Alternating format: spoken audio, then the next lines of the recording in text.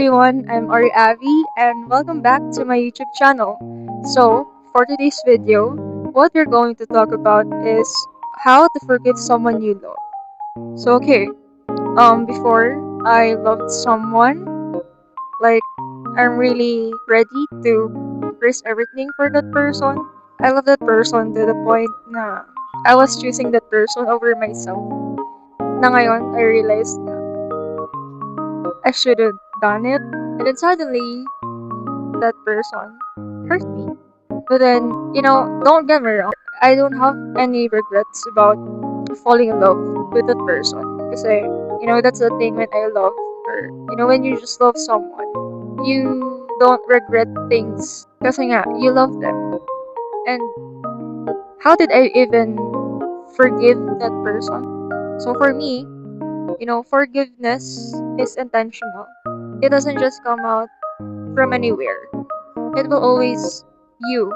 Parang galing talaga sa'yo. Galing talaga yun sa puso mo. So, forgiveness doesn't mean you won't feel hurt anymore, but I guess it's a sign that you really love that person. Like, hindi naman sa pinatawad mo yung isang tao na yun and then wala na siyang sakit after that. Hindi naman ganun yun. But then, just like what I've said, forgiveness is intentional. You forgive that person every single day, every morning that magigising ka, and then maaalala mo yung mga bagay na nagawa niya. But then, the thing is, mas pipiliin mo na patawad pa rin, kahit gano'n pa kasakit yan. And for me, forgiveness is also letting go that person. Kasi when that happened, I still stayed sa relationship naming dalawa.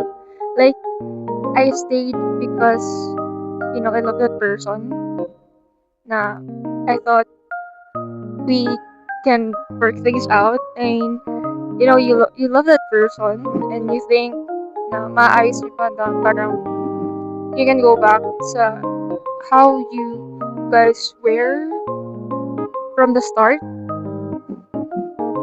pero the damage has been done, so hindi na siya ganon. And I guess forgiveness is also accepting na hindi na siya pwedeng ipilit. Na I stayed sa relationship na yun while me still in pain. I'm still carrying that pain that person caused me. And parang nandun kami sa relationship na yun na every single time we're just apologizing or hindi na siya relationship.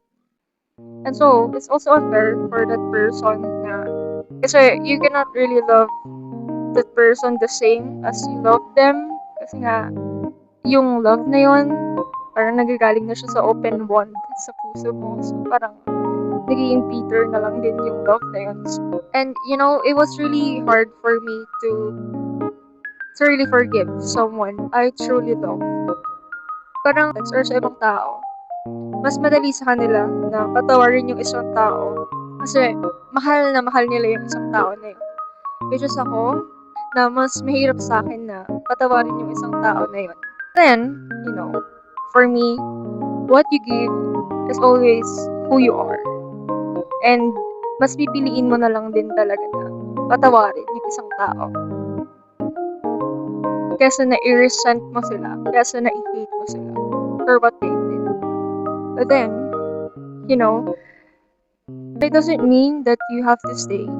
It's not selfish to let go a person just because you love them. Loving them is also letting them go. So, and for me, staying sa isang relationship na that relationship is just draining the both of you. And so, sometimes staying isn't always the best option. And, ayun nga, parang I'm also asking myself, saan ako nagkulang? Like, I'm also asking myself, what did I even do to deserve that? And that person taught me na choosing yourself over that person isn't selfish. So, and siguro we really tried to work things out. And yun naman talaga yun parang you give your best to work things out. Pero just like what I've said, the damage has been done. And ayun. So, and it wasn't really easy for me to open this thing kasi I guess isa yun sa mga bagay na nangyari sa buhay ko na really helped me to realize what I really deserve. Yung yung kind of love that I really deserve. Kasi it's always like akala ko staying sa isang relationship is the best thing to do. Staying sa isang relationship even if it's draining you is the right thing to do. Kasi nga, you guys trying to save the relationship pero ikaw naman yung parang pero ikaw naman yung nalulunod dun sa relationship. So, and yeah, I hope you guys learned something from this video. Yeah, thank you for watching.